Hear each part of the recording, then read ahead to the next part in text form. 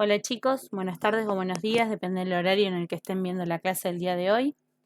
Hoy vamos a hablar sobre los trastornos comunes de la edad adulta.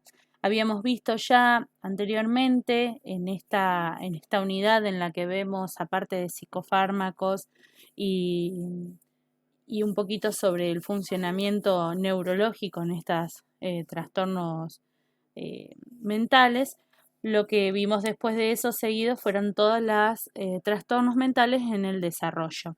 Y dentro del desarrollo empezamos con la parte de la niñez, ¿sí? Luego seguimos con la adolescencia y juventud, que básicamente profundizamos más que nada los trastornos alimenticios, ¿sí? Ya que son no exclusivos, pero sí más propios de esa edad. Y podríamos haber agregado también consumo de sustancias en esa etapa, pero como se extiende a la edad adulta, preferimos dejarlo por separado.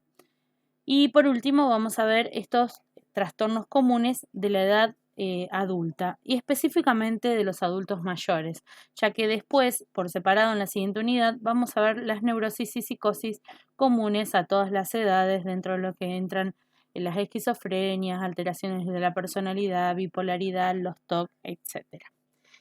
Así que para dar comienzo a la clase de hoy, vamos a ver que primero hay un trastorno confusional que no encaja exactamente como un trastorno mental, ya que es de un periodo corto. Son los que llamamos delirium. ¿Sí? Estos trastornos confusionales es una situación que tiene un tiempo de duración relativamente corto, pero que a veces, si observamos solamente el periodo en el que el paciente está padeciendo este trastorno, podemos confundirlo con alguna otra patología como demencia o incluso esquizofrenia dado alguno de sus síntomas.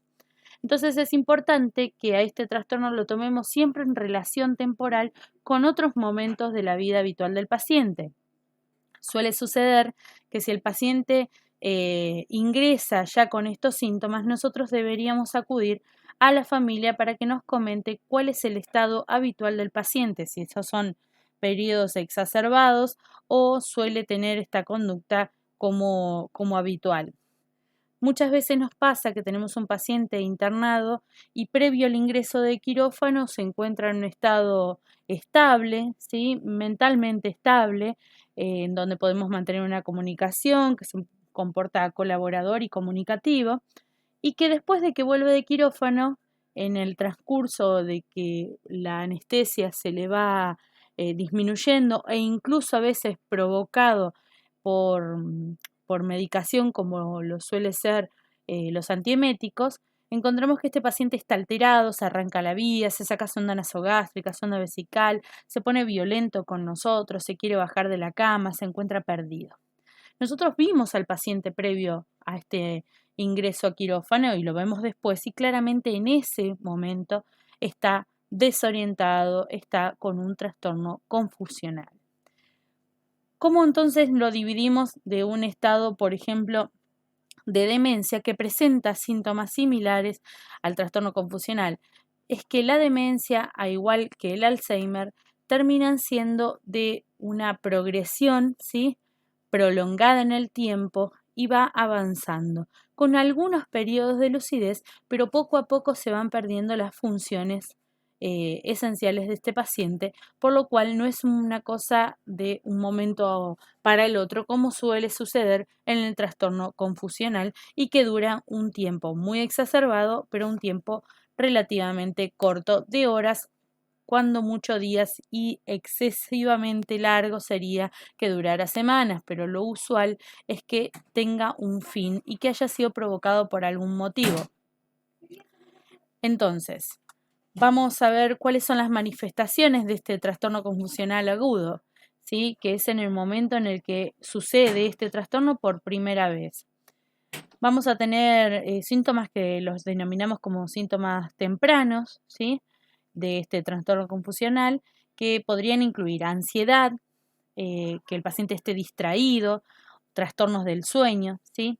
Y si la situación progresa a un trastorno confusional completo, en donde dura más días, ¿sí?, puede resolverse en varias horas o puede continuar durante estos días estos episodios confusionales.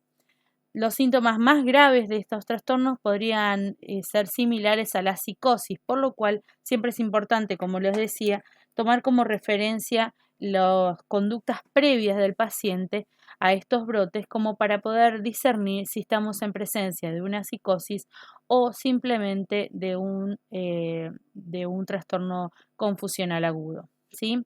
Estos pacientes pueden tener alucinaciones, por eso es similar a la psicosis, ¿no? Pueden tener alucinaciones, ideas delirantes, trastornos del lenguaje y agitación. Puede haber ansiedad, ¿sí? Variaciones del estado de ánimo, por lo cual se puede confundir con este trastorno psicótico.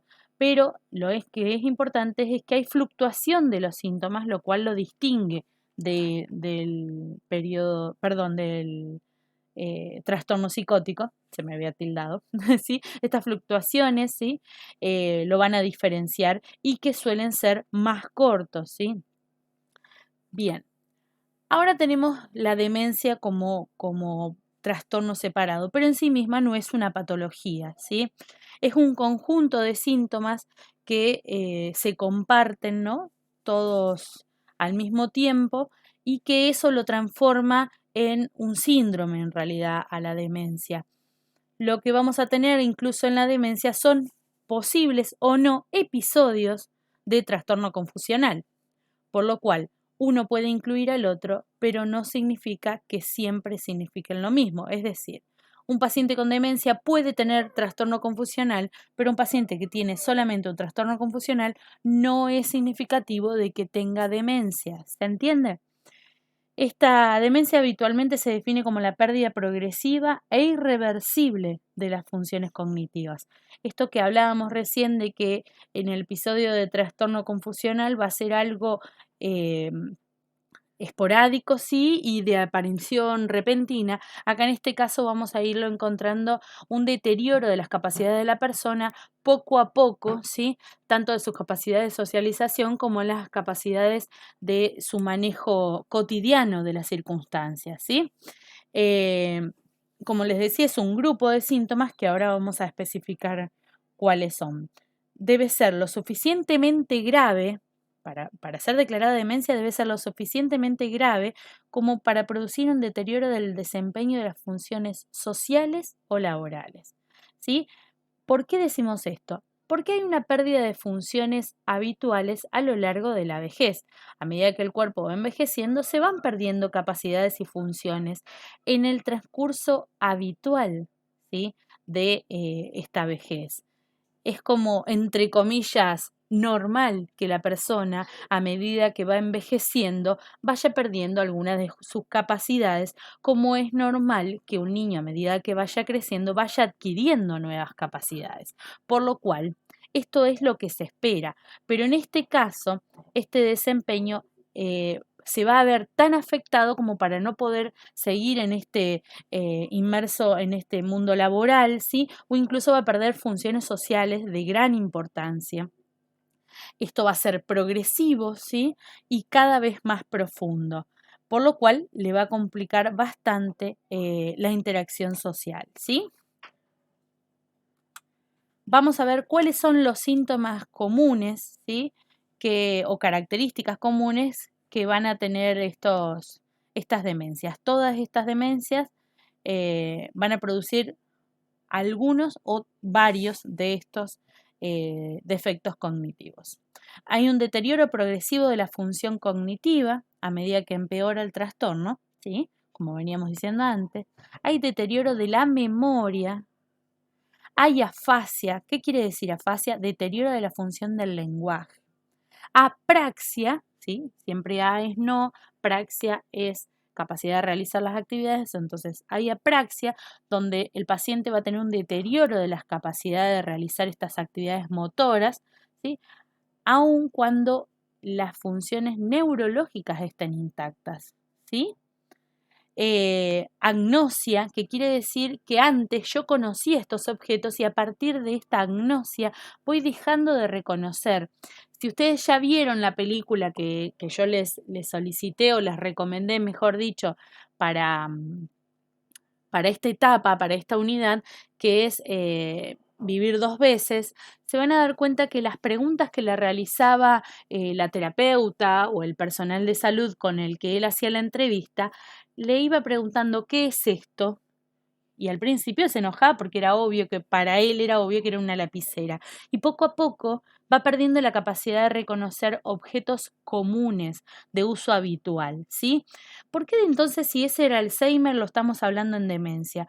Porque el Alzheimer es un tipo de demencia que va generando unas alteraciones neurológicas muchísimo más profundas y degenerativas que este tipo de demencia comunes. Si se fijaron, acá les está dando pista porque dice todas qué, todas las demencias, o sea, hay varios tipos de demencia, nosotros no vamos a entrar a profundidad a profundizar tan fino porque nos vamos a llenar de información. Sí entiendan cuáles son las características del general, ¿sí?, de las demencias. Bien, entonces ya sabemos lo que es agnosia. Vamos a tener también trastorno de las funciones ejecutivas. Esto quiere decir que yo no puedo pensar de manera abstracta, no puedo seguir un orden lógico de las cosas. A ver, por ejemplo, el paciente se levanta y a lo mejor se pone los zapatos y después se quiere poner las medias. Esto es un orden de procesos que uno normalmente conoce y en el momento en el que el paciente lo tiene que realizar no puede planificar sus acciones ni secuenciar las actividades que debe realizar, ni tener una conducta compleja, o sea, tener un pensamiento abstracto, resolución de cálculos, se empieza a complicar todo eso, por eso incluso la entrevistadora en la película le hace preguntas de 3 más 3 y si agrego 3 y si agrego 3 y al principio lo sabe y después no puede llegar ni a 14. Perdón, ni a 15, si no iba a estar complicado. Perdón. Bien, en esta imagen, que también está en el apunte, me pareció interesante colocárselas porque quería que ustedes vieran cuáles son las funciones que va a ir manejando cada parte del encéfalo. Porque si nosotros observamos cuáles son las funciones que cada una de estas partes va a poder ejecutar, vamos a ver cuáles son los cambios de conducta que el paciente puede tener en relación a las lesiones o a qué parte del encéfalo esté lesionada. ¿Y por qué es importante esto? Porque justamente ahora vamos a hablar de esta degeneración que tiene el cerebro de un paciente con Alzheimer, que no es otra cosa que uno de los tipos de demencia. En el apunte van a encontrar muchísima información sobre las posibles causas del Alzheimer. Están bastante detalladas, no me pareció en este momento preciso leérselas, pero sí de estas consecuencias que sí se van a evidenciar, ¿sí? Así que los dejo a ustedes para que lean el material de las posibles causas. Y digo posibles porque si bien unas están íntimamente relacionadas, todavía no se ha podido comprobar cuál de ellas o si la totalidad de ellas son los causantes del Alzheimer.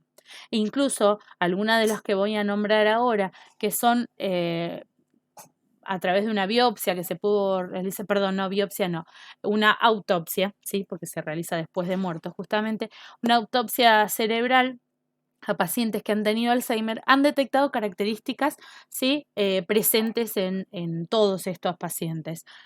Pero el hecho es que todavía no se puede discernir si estas características aparecieron antes del Alzheimer y fueron quienes lo causaron, o es a la inversa, es esta presencia del Alzheimer quien degeneró el cerebro de tal manera que aparecen estas características similares. Fíjense que acá en la definición puse la demencia de tipo Alzheimer, ¿sí? Entonces, cuando ustedes tengan que nombrar qué es el Alzheimer, van a decir es un tipo de demencia que afecta las partes del encéfalo, que afectan el pensamiento, la memoria y el lenguaje, y es severamente degenerativa hasta ser causal de muerte, ¿sí? Esto es importantísimo que lo entiendan. Antes todos los pacientes que tenían alguna alteración en la memoria o en el pensamiento, cuando era por vejez, se le decía que era arteriosclerosis, ¿sí? Que quiere decir que no tenía buena irrigación, básicamente. Pero se ha demostrado que muchos de estos pacientes no fueron diagnosticados con Alzheimer porque es una enfermedad, de hecho, relativamente, entre comillas, nueva, que todavía está en estudio y que todavía no se sabe cuál es la causa certera, pero sí se lo ha relacionado con muchas patologías.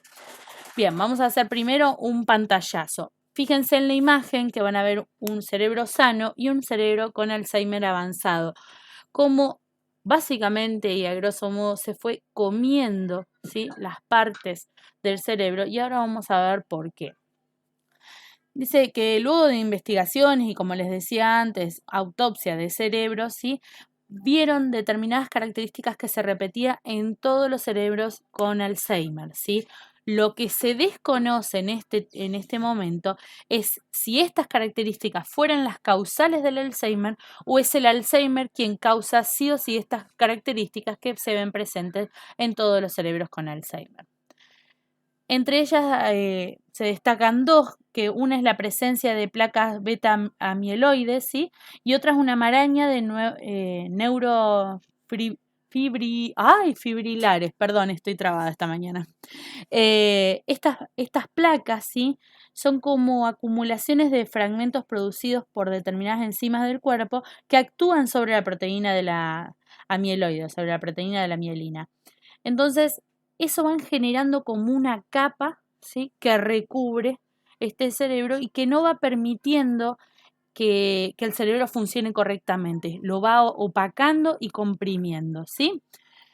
Y después, por otro lado, tenemos estas marañas de neurofibrilares, fibrilares, perdonen chicos, esta maraña neurofibrilares, me salió de corrido, que van a hacer que se interrumpan las comunicaciones entre las neuronas. Algunas destruyen el transporte de nutrientes, ¿sí?, hacia estas células, y las células obviamente mueren por la carencia de los nutrientes, y otras eliminan el resto de las vías, ¿sí?, de comunicación en el encéfalo. Entonces, estas dos componentes que se ven en las autopsias realizadas en los cerebros de pacientes que han padecido Alzheimer, lo que se ve es que estas aparecen en el área del encéfalo que son importantes para la memoria, ¿sí?, teniendo por fuera la placa exterior y por dentro estas marañas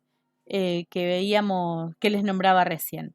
Entonces, la estructura que se ve es como la de la imagen, un cerebro que redujo su tamaño por la muerte de las neuronas, ¿sí?, por falta de estos nutrientes. Insisto, como decíamos antes, lo que no se sabe aún es cuál es consecuencia de cuál. Si fue esta demencia autista la que causó estas lesiones, o son la presencia de estas lesiones quienes causaron esta demencia del Alzheimer. ¿Dije autista? No, Alzheimer, perdón. Bueno chicos, por este lado damos por terminada esta unidad, ¿sí?, de trastornos del desarrollo, y vamos a dar comienzo rápidamente a lo que es neurosis y psicosis, ¿sí?, ya empezando con esquizofrenia como para dar arranque.